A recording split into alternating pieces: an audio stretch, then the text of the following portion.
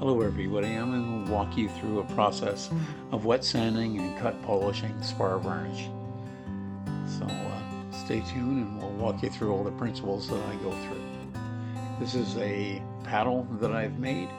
If you watch in one of the previous videos, you can see that we made this paddle out of cedar and yellow cypress. There's our helper in the shop. There's Kaylee.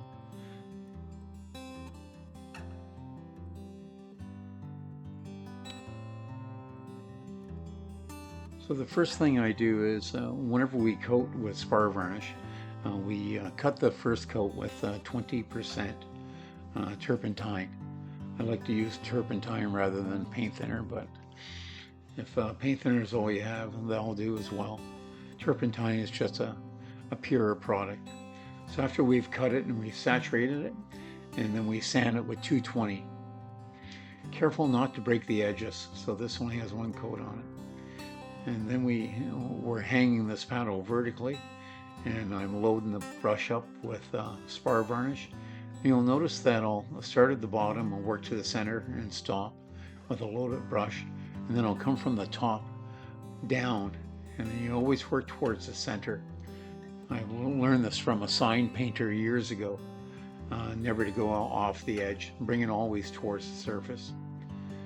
And this will be getting 7 coats of Spar Varnish, and this is high gloss Spar Varnish. There it is after all finish, and I let it dry 24 hours between coats, so this takes a week to get the final amount of material on it. There you can see it there, and it looks actually quite nice. A lot of people would be happy with this, but we'll even give it more depth of sheen. It's hard to see on the video, but there is some brush marks in it and a little bit of orange peel in places. But so it's good to have a bucket of water, good clean water, and our wet sandpaper. And we'll be starting with 400 and working all the way up to 2500 through all the different grades. You don't want to skip a lot of grades. If you do, you're going to have to work a lot harder at getting the scratches out. The most of the time will be spent on 400 because you really want to break down that surface with caution not to go too close to the edge if you have a thin edge.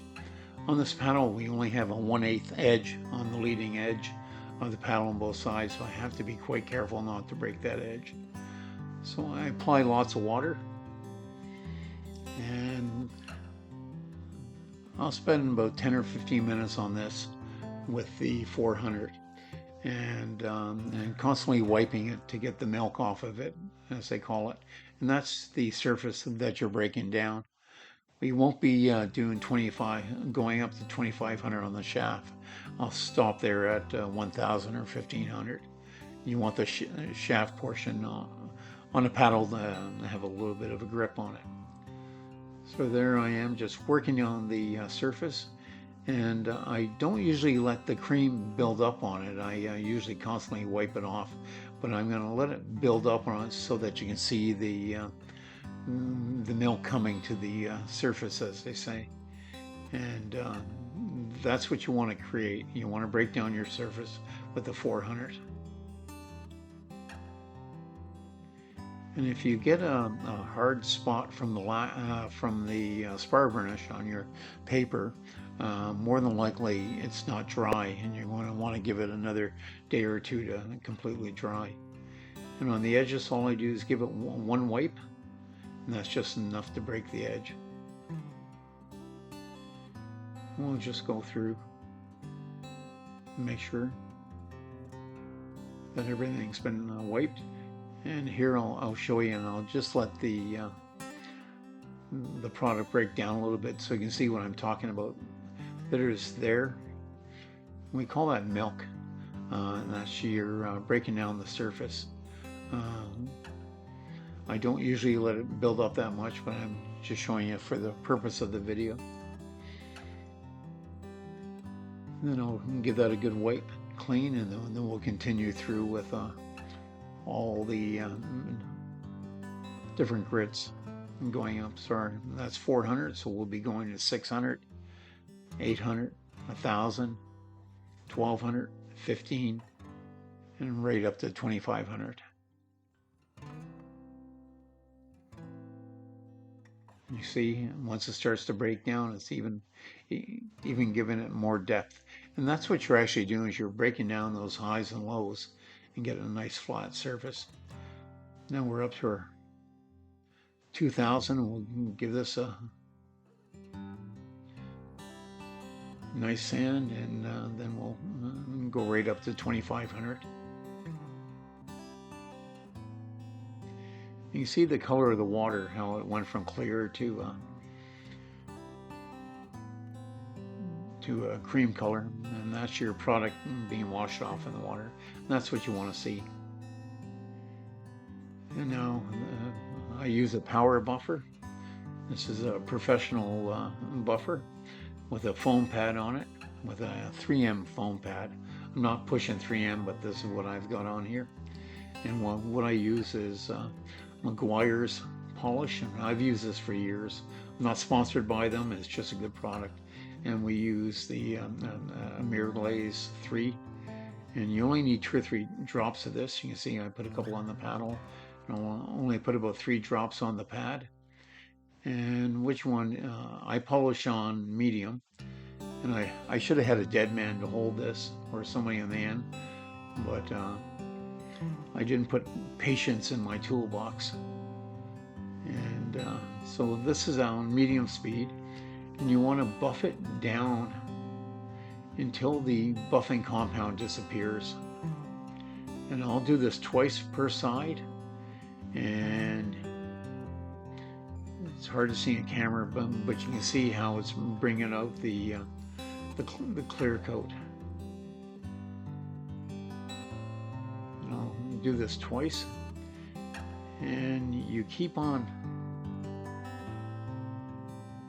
polishing it until the product disappears. It'll actually go completely dry, and that's what you want to do.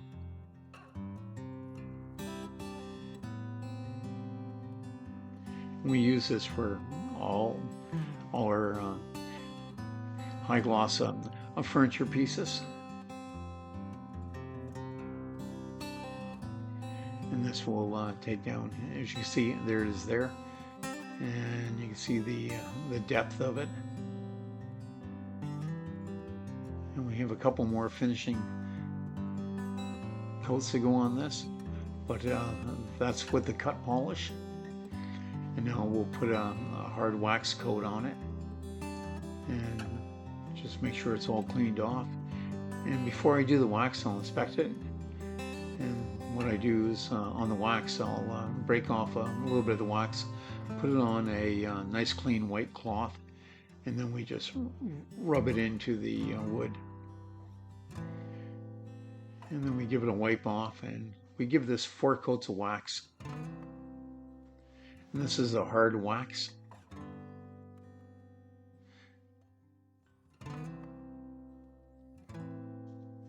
And then I have this is a Badger bristle polisher. I've had this for years. I'm not even sure where you get one now. And we put that on a drill or on a right angle polisher. And what we do is we can buff up the wax. And what that does is it warms up the wax and really gives it a nice coat. And if you do come across one of these, they're great to have. I actually mount it in my lathe as well, and polish my wood pieces on the lathe with it. So it works really good. And then just give that another buff again, and you can see the sheen as it comes up. I'd like to thank everybody for subscribing to the channel and the great response from everybody. And I hope you enjoy these videos, and I hope you got something out of this.